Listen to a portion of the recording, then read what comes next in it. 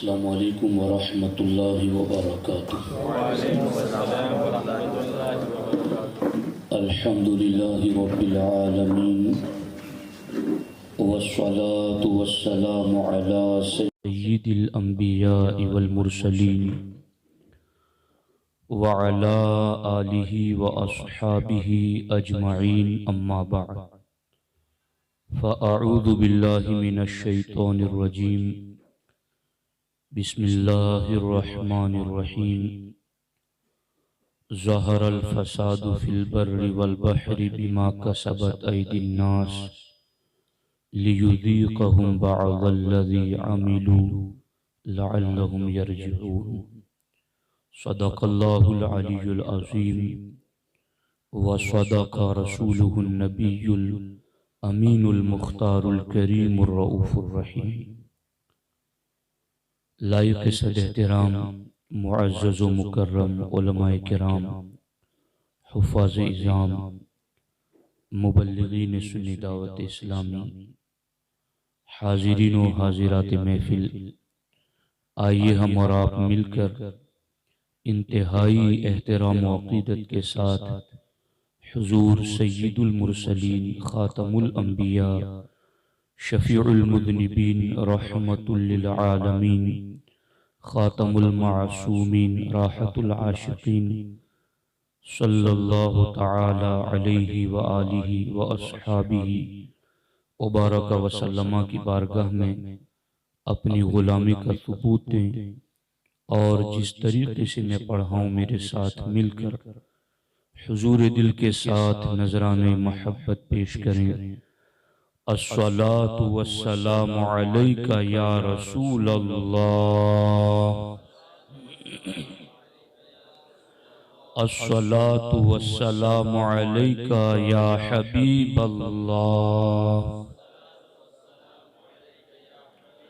अस्सलातु वस्सलामु अलैका या नबी अल्लाह व अला आलिका व अस्हाबिका या नूर अल्लाह सल्लल्लाहु तआला अलैहि वसल्लम। दोस्तान मोहतरम, शमसी एतबार से साल के आगाज पर ये सुन्नी इज्तिमा इस्लाह अहवाल के हवाले से मुनक़िद हैं और इसी उन्वान पर मैं चंद ज़रूरी बातें आपकी खिदमत में रखना चाहता हूँ। दोस्तान मोहतरम, हम ये देख रहे हैं कि शमसी एतबार से साल के आगाज और इब्तिदा पर बड़ी तादाद में मुसलमान भी गुनाहों में मुब्तला नजर आते हैं।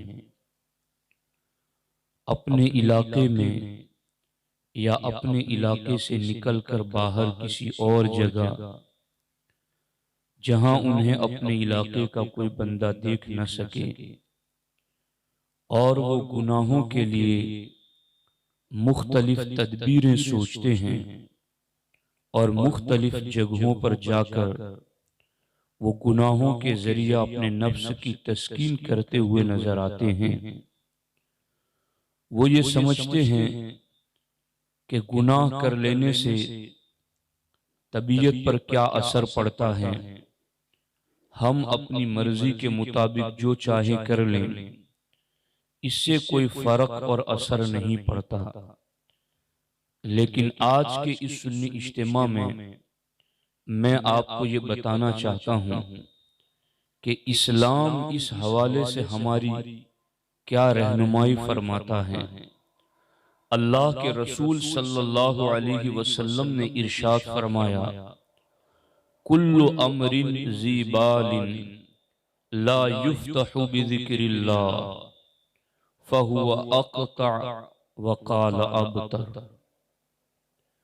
हर अच्छा काम जिसकी शुरुआत अल्लाह के जिक्र से ना हो तो वो नातमाम रहता है, वो नामुकम्मल रहता है। मुसलमान इस हदीस पर इस कदर ज्यादा अमल पैरा नजर आता है कि वो अपनी नई दुकान की शुरुआत भी करता है तो अल्लाह के जिक्र और कुरान की तिलावत से करता है। अपने मकान का आगाज करता है, वहां भी तिलावत कुरान से आगाज करता है।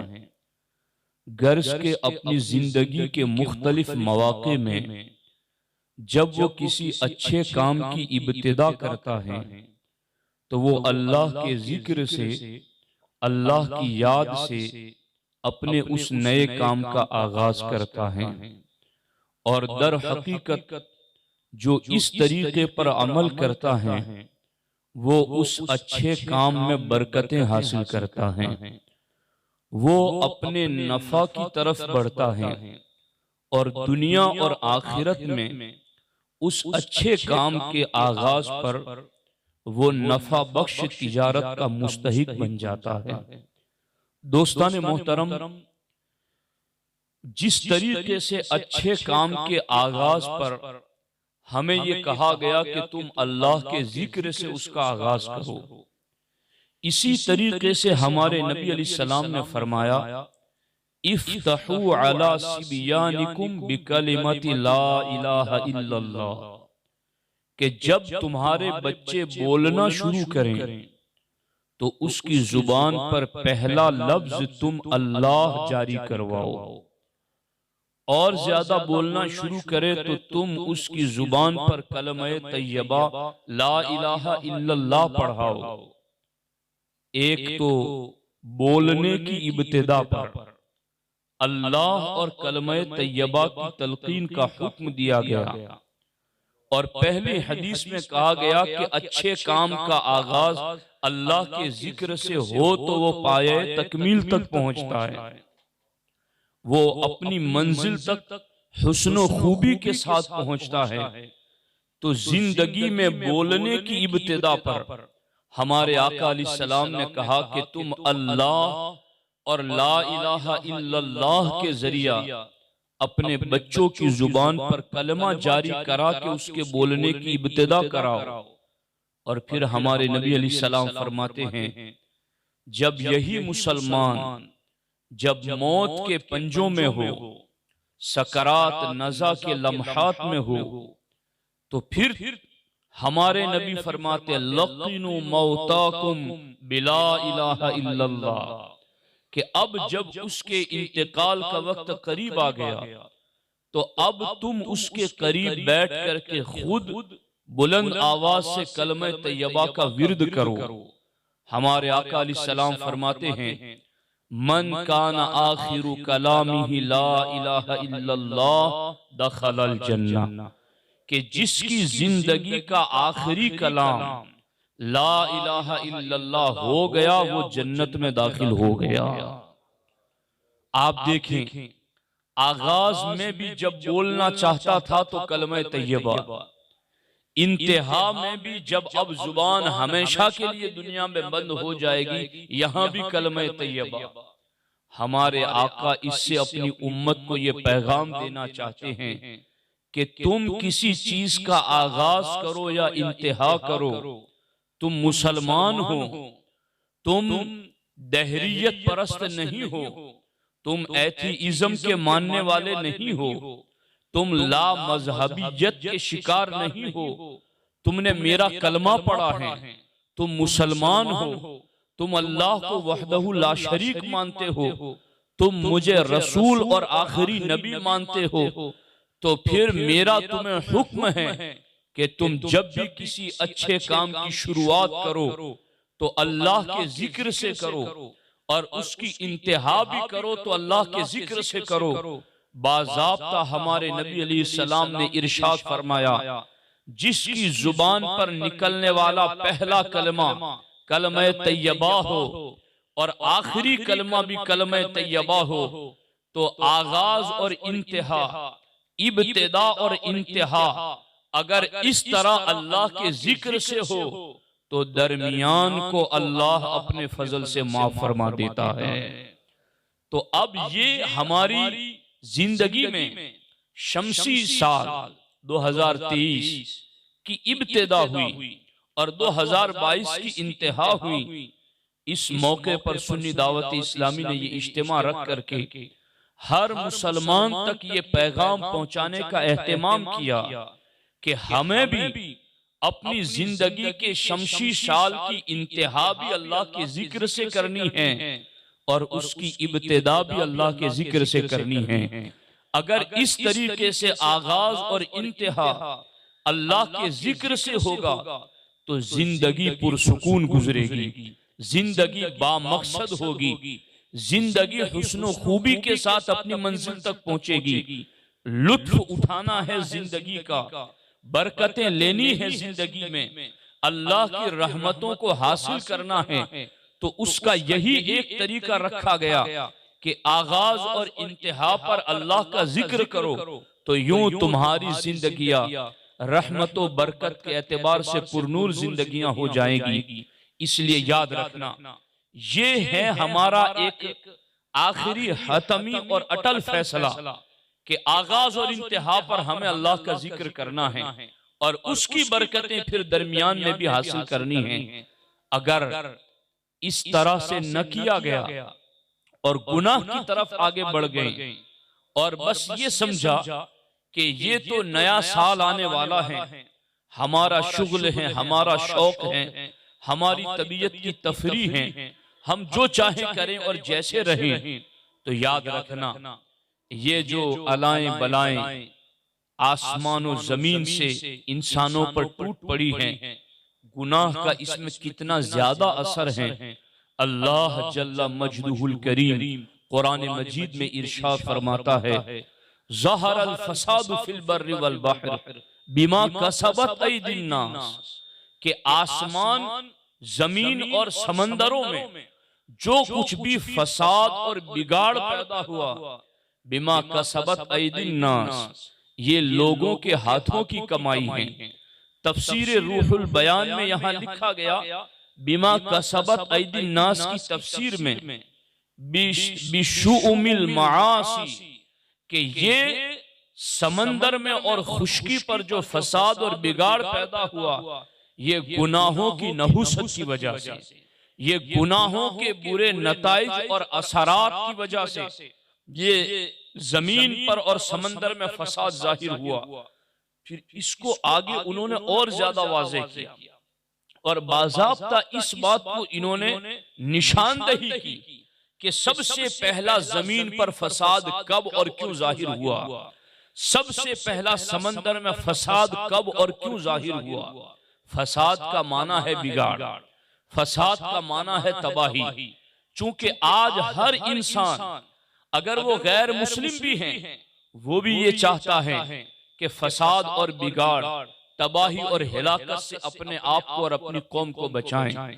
तो कुरान मजीद तो स्पेशलिस्ट ईमान वालों के लिए हिदायत ही हिदायत है, रहमत और शिफा है। इस कुरान मजीद के अंदर अल्लाह जल्ला मजदुहुल करीम ने जो फरमाया कि ज़हरल फसादु फिल बर्रि वल बहर, के जमीन पर हिलाकत और फसाद और बिगाड़ कब जाहिर हुआ।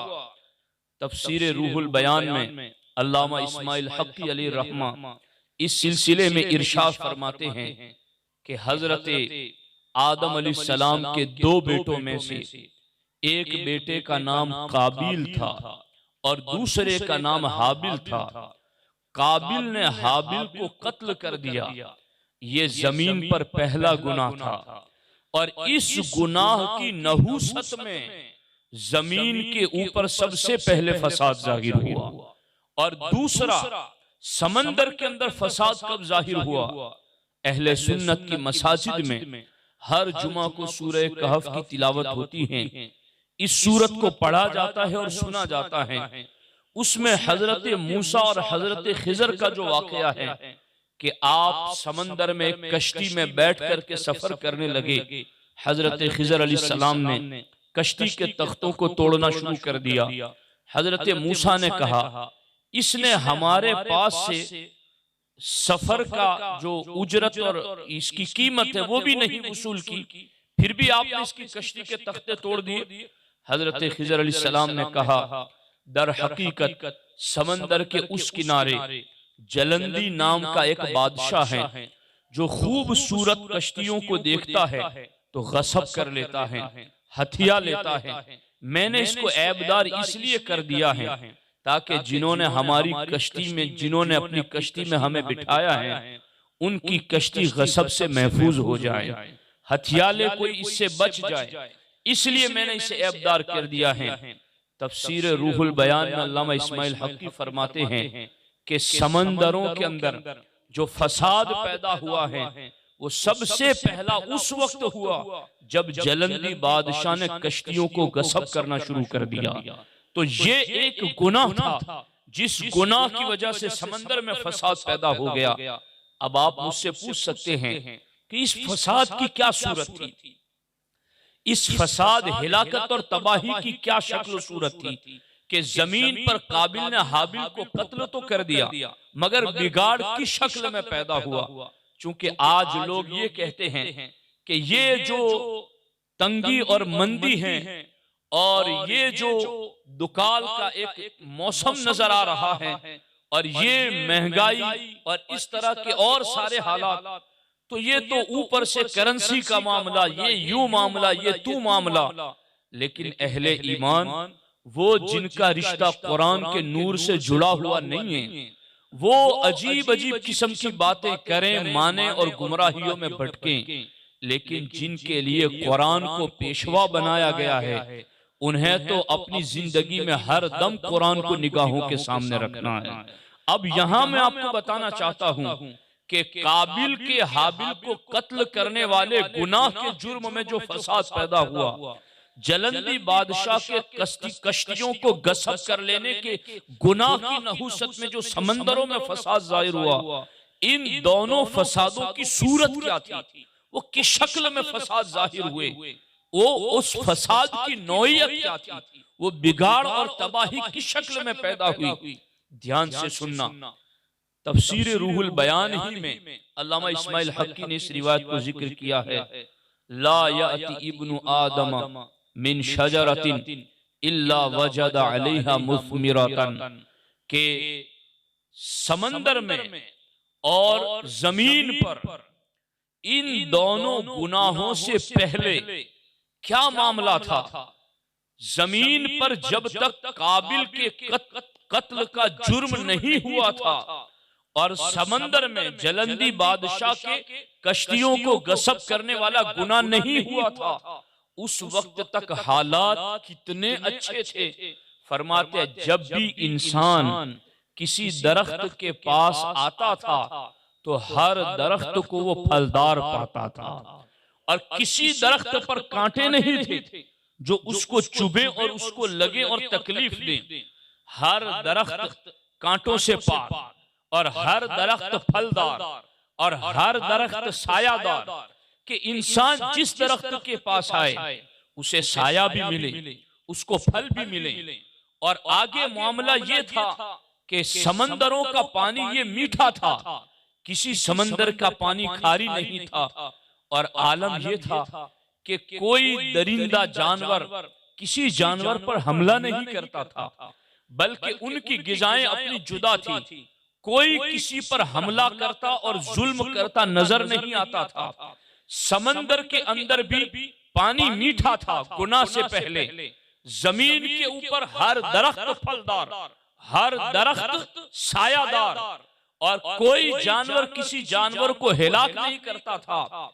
इतना पुरअमन मामला था। लेकिन फरमाया आगे कि जैसे ही काबिल ने हाबिल को कत्ल का गुनाह किया, जैसे ही जलंदी बादशाह ने कश्ती को गसब करने वाला गुनाह किया, शाकतिल अशजार, दरख्तों पर कांटे निकल आए, दरख्तों से फल गिर गए, दरख्तों में से बांस को कड़वा बना दिया गया। समंदर का पानी ये मिलहन मुर्रन चिद्दा, सख्त किस्म का खारी और कड़वा हो गया और जानवर एक दूसरे पर हमला करने लगे।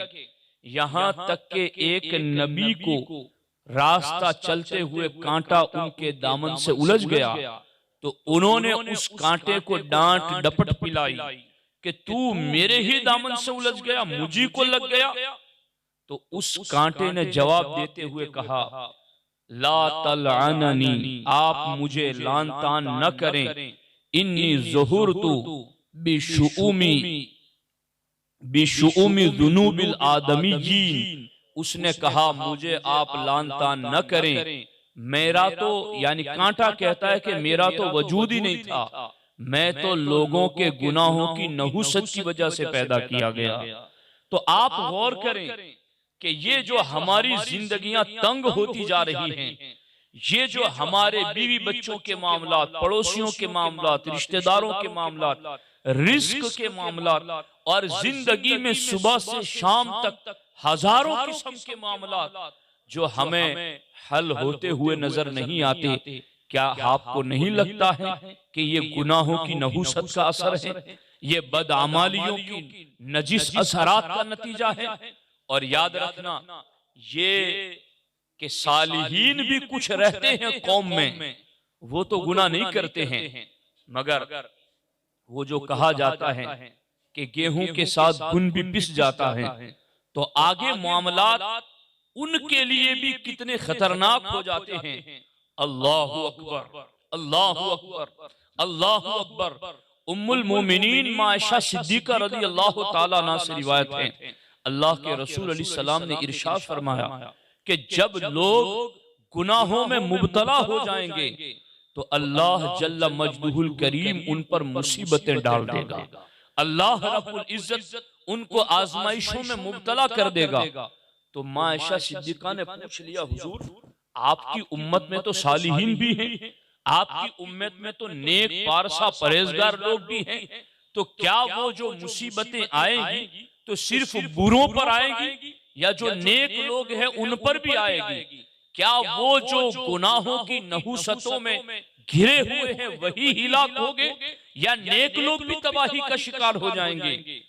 तो याद रखना अल्लाह के रसूल अलैहिस्सलातु वस्सलाम ने इरशाद फरमाया कि वो जो तबाही आएगी वो गुनाहगारों और नेकोकारों दोनों को तबाह कर देगी, दोनों को हिलाक कर देगी।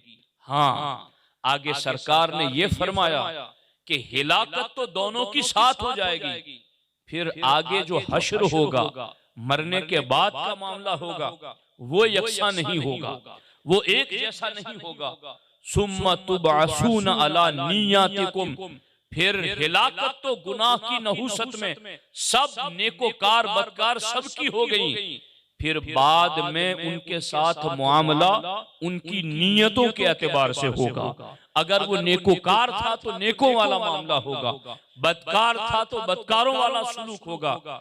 लेकिन ये भी कोई कम आफत है कि गुनहगारों के साथ गुनाहों की नहुसत में नेकोकारों को भी तबाही हो जाए, उनके लिए भी हिलाकत आ जाए। तो कौन कहता है कि गुनाहों के असरात नहीं है? ये गुनाहों के इतने सख्त और नजिस्तरीन असरात हैं कि जो कौम के नेकोकारों को भी अपनी जद में ले लेते हैं। इसलिए दोस्ताने मोहतरम, साल का आगाज कर रहे हैं हम, नए साल की शुरुआत कर रहे हैं हम, हमें इस बात का पुख्ता अहद करके यहाँ से उठना है कि हमें अपने वजूद को गुनाहों से बचाना है, बदअमलियों से बचाना है। वरना याद रखना ये जो गुनाह आज नजर नहीं आ रहे हैं, एक है नूरे बसारत और एक है नूरे बसीरत। बसारत कहते हैं आंख से नजर आने वाली रोशनी के जरिया देखी जाने वाली चीज, और नूरे बसीरत कहते हैं दिल की आंख से जो बंदा देखता है। हजरत इमाम गिजाली रदी अल्लाह ताला अन्हु इह्या उल उलूम शरीफ में लिखते हैं कि ए मुसलमान, अगर तू नूरे बसीरत से अपने बातिन को देखेगा तो तेरा बातिन कई किस्म के भेड़ियों के दरमियान घिरा हुआ है। अब गौर कीजिए आप, भेड़िया माने दरिंदा, फाड़ खाने वाला जानवर, शेर, चीता। तसव्वुर कीजिए थोड़ी देर के लिए कि हम किसी जगह पर हो, सामने से शेर चीता निकल आए तो आदमी कितना दूर भागेगा? आदमी उसको अपने लिए कितनी बड़ी हिलाकत समझेगा, आदमी उसको अपने लिए कितनी बड़ी तबाही समझेगा, पलक झपकते उससे अपनी दूरी बना लेगा, क्योंकि वो फाड़ खाने वाला जानवर है। उसकी फितरत ही है मार देना, उसकी फितरत ही है जुल्म करना और तकलीफ देना। तो अब उससे जितना करीब होंगे हिलाकत करीब है। इमाम गिजाली फरमाते हैं, ऐ मोमिन और मोमिना, तुम अपने बातिन को भी जरा नूरे बसीरत से देखो। नूरे बसीरत से देखोगे तो तुम्हारा बातिन भी भेड़ियों के दरमियान झगड़ा हुआ है। आपने आगे लिखा कि वो भेड़िए कौन से हैं, वो दरिंदे क्या हैं। आप फरमाते हैं, हिक़्द, हसद, तकब्बुर, रिया और इस किस्म के कई गुनाह गिनवाए आपने।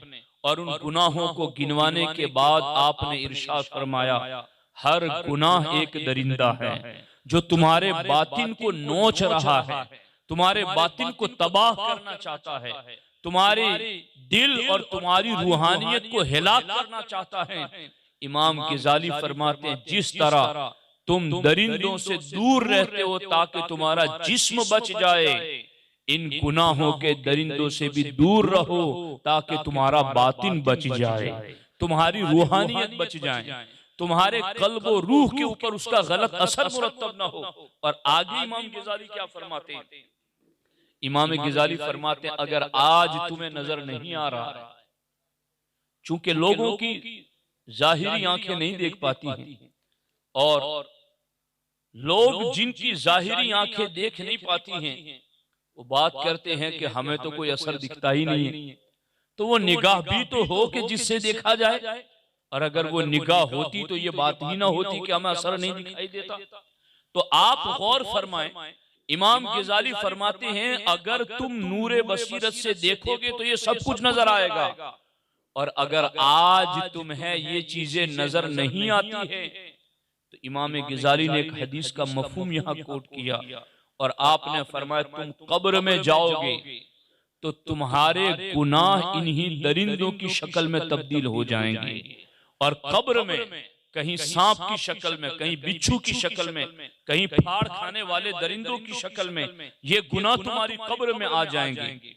अब यहाँ तो भाग भी कैसे सके, यहाँ तो वो चिल्लाएगा मगर कैसे बच सकेगा, उसके लिए हिलाकत ही हिलाकत है। इमाम गिजाली फरमाते हैं, नूरे बसीरत है तो आज देख ले, और नूरे बसीरत नहीं है तो कब्र में जरूर देखेगा, मगर वहां जाने के बाद तो क्या फायदा होगा कि बचा नहीं, जब बचना था अब देख रहा है, मोहलत मांग रहा है मगर मोहलतें खत्म हो चुकी हैं। इसलिए याद रखना, ये गुनाहों के असरात हैं जो इंसानी जिंदगी पर मुरत्तब हो रहे हैं, और इसके असरात रिस्क पर, कारोबार पर, औलाद पर, इंसान की आदतों पर सबसे ज्यादा असरात गुनाहों के मुरत्तब हो रहे हैं, और लोगों को इसका एहसास नहीं है। पहला गुनाह जमीन पर हुआ तो क्या असर हुआ, दूसरा गुनाह जमीन पर हुआ तो क्या असर जाहिर हुआ। और मैं ये दोनों गुनाह जो हुए हैं ना, अगर हम गौर से देखें तो इन्हीं दो गुनाहों में आज अक्सरियत मुब्तला है। यानी इसमें गहराई में जाइए और गौर कीजिए कि ये जो काबिल ने हाबिल को कत्ल किया, एक औरत के हुस्न की वजह से, एक औरत के फितने की वजह से, एक औरत की नाजायज मोहब्बत की वजह से, एक औरत के इश्क मजाजी की वजह से, और आज आपको बड़े बड़े फितने इसी जिहद से उठते हुए नजर आएंगे। और फिर उसकी भी जब एक गुनाह उसने वहां कत्ल वाला किया था, उसकी बुनियाद भी एक औरत का हुस्न था और एक नाजायज फितना था, इश्क मजाजी में उसका मुब्तला होना था। तो क्या वहां जिस वजह से गुनाह का ज़ुहूर हुआ, फिर उस गुनाह की वजह से नहुसत जाहिर हुई, आज तो वो गुनाह कहाँ नहीं हो रहे। कौन सा गली मोहल्ला, कौन सा गांव, कौन सा देहात इस गुनाह की लपेट में नहीं है। और बाज़ाब्ता फिर इसके लिए महफिलें और बाज़ाब्ता इसके लिए शहर दर शहर सफर करना और गुनाह करना, ये किस कदर ज्यादा नहुसतों को परवान देने वाली चीजें हैं। तो ये सरकार ने भी फरमाया कि बनी इसराइल की तबाही ये औरत के नाजायज फितने में मुब्तला होने की वजह से, और मेरी उम्मत पर भी मुझे इस फितने का सबसे ज्यादा खौफ है। तो ये गुनाह का पहला सबब बना कि नाजायज इश्क मजाजी में मुब्तला होकर उसने कत्ल किया, और फिर आगे गुनाहों की वजह से नहूसतें जाहिर हुई। समंदर में जलंदी बादशाह जो गिरफ्तार कर लेता था और कश्तियों को छीन लेता था, लोगों का माल हड़प लेना, लोगों का ले लेना, नाजायज तरीके पर लोगों के माल पर कंट्रोल जमा लेना, आज इसकी आपको दर्जनों शक्लें नजर आए। कहीं अच्छे अच्छे नामों के साथ, कहीं अच्छे अच्छे लिबास में आपको इस तरह की बातें दर्जनों वाकयात नजर आएंगे कि इस तरीके से किसी का हथिया लिया, उस तरीके से किसी का हथिया लिया। अगर जलंदी बादशाह कश्तियों को छीन लेता था तो पूरे समंदरों का मीठा पानी उस गुनाह की नहुसत की वजह से खारे और कड़वे पानी में तब्दील हो गया। तो आज जो इस तरह की लूट मार, गसब और छीना छपटी ये जो जारी हो चुकी हैं, क्या उसके असरात कौम पर मुरतब नहीं होंगे? क्या उसके बुरी नहुसतें कौम पर मुसल्लत नहीं होंगी? और वही चीजें हैं जिसको हम देख रहे हैं। लेकिन कम से कम हम जो आज इस महफिल में सुन रहे हैं, या हमें जो लायू सुन रहे हैं, अल्लाह रसूल के ये फरामीन हैं। कम से कम अगर हम अपने आप में साल के आगाज पर तौबा कर ले तो अल्लाह तो गफूर और रहीम है, वो तो सत्तार है, बख्शने वाला है। अगर तौबा कबूल हो गई तो गुनाह को नेकियों में तब्दील फरमा देता है। तो एक नए साल पर अगर गुनाह हो चुके थे तो जिंदगी की नई शुरुआत करने का भी मौका है, ताकि कम से कम इतनी नहुसतों से तो हम और हमारी कौम बच सके, हमारे घर के लोग बच सके और उससे महफूज हो सके। तो ये एक बात थी जिसकी तरफ मैंने आपकी तवज्जो दिलाई है। गौर करना, और इसमें बार बार गौर करना, इसके नताइज पर गौर करना, ये कुछ आपकी भी जिम्मेदारी बनती है। अब यहाँ मैं आपको कुरान मजीद की तरफ एक और रुख की तरफ आपकी तवज्जो दिलाऊं।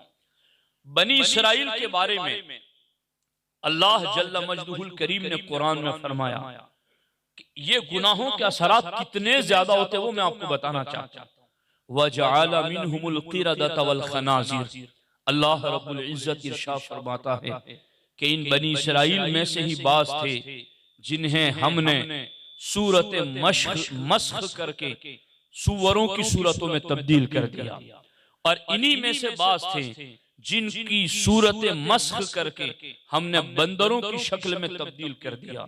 हजरत सैयदुना हुज़ैफा रज़ी अल्लाह ताला अन्हु से पूछा गया कि हुजूर, ये जिनकी शक्लें मस्ख हो गई थी और जिन बंदरों की शक्ल में, खिंजीर की शक्ल में तब्दील कर दिया गया था, और जिन्हें हुक्म था कि फक़्तुलू अनफुसकुम, आपस में एक दूसरे को कत्ल कर दो, जिन्होंने गुनाह किया था उनको कहा गर्दन झुका दो, जिन्होंने गुनाह नहीं किया था उनको कहा तुम तलवार से इनकी गर्दन उड़ा दो।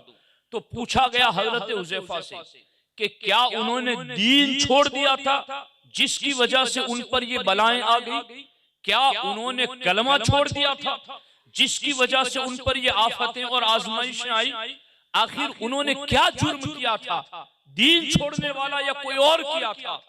तो हजरत हुज़ैफा रज़ियल्लाहु ताला अन्हु इरशाद फरमाते हैं, नहीं, उन्होंने दीन छोड़ने वाला गुनाह नहीं किया था, लेकिन अल्लाह की तरफ से जब कोई हुक्म आता कि ये करो तो वो उसके करने की तरफ तवज्जो नहीं देते, और जब किसी काम के बारे में ये कहा जाता कि इससे बाज रहो तो बिला झिझक बेधड़क वो काम कर गुजरते। यूं अल्लाह के हुक्म के खिलाफ करते रहे, जहां करने का हुक्म था वहां ना किया, और जहां बाज रहने का हुक्म था वहां करते रहे। हजरत हुज़ैफा कहते वो इन कामों में इतना मुब्तला हुए कि दीन से वो ऐसे निकल गए जैसे कमीज जिस्म से निकल जाती है। ये गुनाहों के असरात, ये इन असरात की वजह से दीन निकल जाता है कि वो दीन से बिल्कुल जुदा हो जाता है।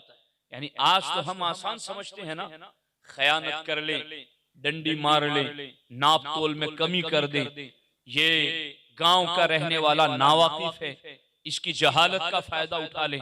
और इस किस्म के दर्जनों मामला जो हर एक अपने अपने साथ जो हो रहे हैं उसको खूब समझ रहा है, तो गौर करना इस मकाम के ऊपर कि अल्लाह के हुक्म पर अमल ना करना, जो करने का था उसको न किया, जो ना करने का था उसे करते रहे, इसकी नहुसत में वो दीन से ऐसे निकल गए जिस तरह कपड़ा जिस्म से निकल जाता है।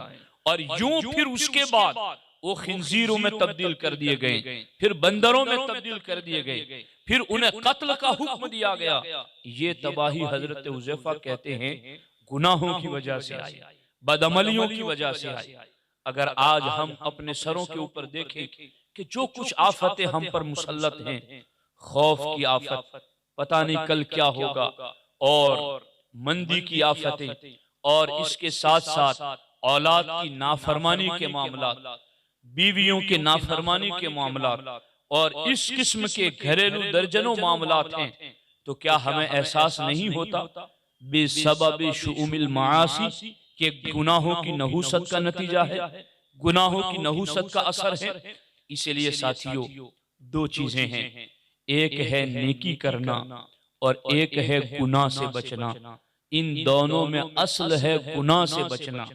अगर आदमी गुनाह से बचता है और नेकिया मामूल की थोड़ी भी करता है तो रब उसे अपना महबूब बना लेता है। लेकिन अगर नेकियां खूब करें, साथ साथ में गुनाह भी करता रहे, तो उसकी नेकियों का जो नूर होता है, गुनाह उस नूर को मार देते हैं, गुनाह उस नेकियों के नूर को खत्म कर देते हैं। अब वो नेकियां वो आजाज़ु नखलिन खाविया, खोखले तनों की तरह, जिसमें जान नहीं है, जिसमें रूह नहीं है, अब इन नेकियों के खोखले तनों में वो ताकत नहीं कि तुम्हारी रूहानियत को परवाज दे सके।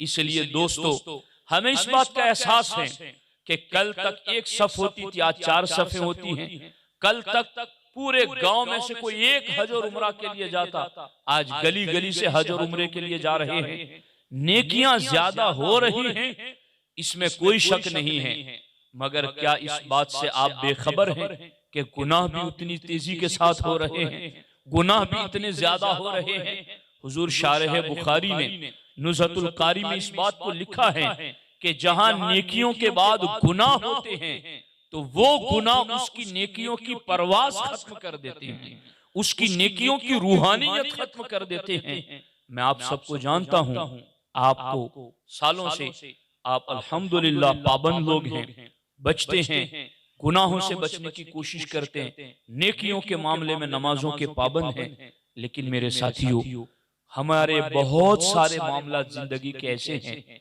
कि जिनमें हम ला इल्मी की वजह से गुनाह में पड़ जाते हैं, ला इल्मी की वजह से गुनाह में पड़ जाते। और मैंने अभी खलील साहब को एक रिवायत सुनाई थी कि अल्लाह रब्बुल इज्जत ने जब जहालत को पैदा फरमाया तो अल्लाह रब्बुल इज्जत ने जहालत से कहा कि आगे आओ, तो वो पीछे चली गई, और जब उससे कहा कि पीछे हटो तो वो आगे आ गई। तो अल्लाह रब्बुल इज्जत ने कहा कि मेरे नजदीक तू मेरी मखलूक में सबसे नापसंदीदा चीज है, और मेरी मखलूक में जो सबसे बदतरीन लोग होंगे, ए जहालत, मैं तुझे उन लोगों में रखूंगा। गौर कीजिए, अब मैं ये तो नहीं कहता, नदीन ये कहता है कि आप में से हर शख्स दारुल उलूम में जाएं और कोर्स करें, आलिम बने, फकीह बने। कोशिश इस बात की जरूर करनी चाहिए कि हमारी नस्ल में कोई आलिम दीन बने, कोई हाफिज कुरान बने। लेकिन अगर आप इस उम्र में नहीं है कि अब वो वक्त देकर वो मराहिल तय कर सके, तो कम से कम जिस डिपार्टमेंट से आप जुड़े हुए हैं, जिस शोबे में आप लगे हुए हैं, उस शोबे का कामकाज शरीयत की रोशनी में करना सीख लें, शरीयत से पूछ पूछ करके करें। आप कपड़े बेचते हैं, आप अनाज बेचते हैं, आप गल्ला फरोशी करते हैं, आप किसी तरीके से कोई भी बिजनेस, कोई भी काम करते हैं, उस मामले में आलिम बाशरा, मुफ्ती दीन सुन्नत, उनके पास जाएं और जा करके आप अपनी पूरी डिटेल्स रखें, और कहें कि ये काम हमें करने पड़ते हैं, अब आप बता दें कि इसमें हमारे लिए क्या जायज है क्या नाजायज है। मेरी मालूमात में आज तक मैंने ऐसा कोई देखा नहीं है जो इस गरज से हमारे पास आया हो कि हजरत मैं ये काम करता हूं, आप मुझे डिटेल्स बताएं कि इन कामों में से कौन सा जायज है कौन सा नाजायज है। हालांकि जिस तरीके से नमाज फर्ज ऐन है, इसी तरीके से जिस शोबे में जो मोमिन और मोमिना लगे हुए गए उस शोबे का इल्म सीखना भी फर्ज ऐन है। वो नहीं सीखेगा तो वो गुनहगार हो रहा है, वो उस फर्ज को छोड़ रहा है। असल में मैंने तो तारीख में ये पढ़ा था, खुदा की कसम, के मुसलमान जब बाजारों में तिजारत करते थे, उनकी तिजारत को देख करके लोग कलमा पढ़ जाते थे, इसलिए कि वो तिजारत यूं नहीं करते थे कि हमें माल बेचकर कमाना और फिर दुनियाई में हमेशा रहना। वो तिजारत करके दीन पहुंचाते थे, तिजारत दीन के उसूलों के मुताबिक करते थे, जिसकी बरकतें ही अपनी जुदा होती थी और वो बरकतें हमें भी मिल सकती हैं। हमारे लिए भी दरवाजे खुले हुए हैं, इल्म के भी बरकतों के भी, हम उसके मुस्तहिक तो बन जाएं। और उसके लिए तरीका यही है गुनाह से बचने का। अब आदमी को ये लाख उसके अंदर ये एतमाद है कि मैंने गुनाह से बचना, अब मैं गुनाह नहीं करूंगा, जब इसकी नौसती इतनी ज्यादा है।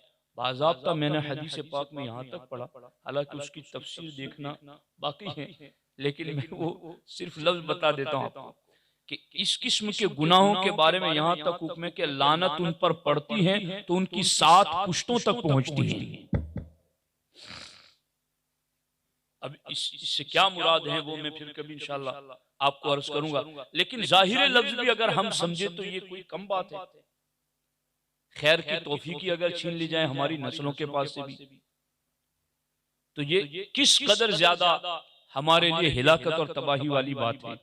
इसलिए दोस्ताने मोहतरम, आज के इस सुन्नी इज्तिमा का पैगाम आप सब के लिए और हम सब के लिए यही है कि हम साल का आगाज करें तो अपने आप को गुनाहों से बचाएं, गुनाहों से बच करके नेकियां करें, और फिर वो नेकियां अगर आप फराइज व वाजिबात अदा करते हैं, कोई बहुत ज्यादा नफली रोजे नहीं रखते, कोई बहुत ज्यादा आप नफली सदका तो खैरात नहीं भी करते, लेकिन फराइज व वाजिबात अदा करके गुनाह से बचते हैं, खुदा की कसम सालिहीन की सीरत बताती है कि ऐसे बंदे कभी कभी रब के महबूब और विलायत के दर्जे पर पहुंच जाते हैं।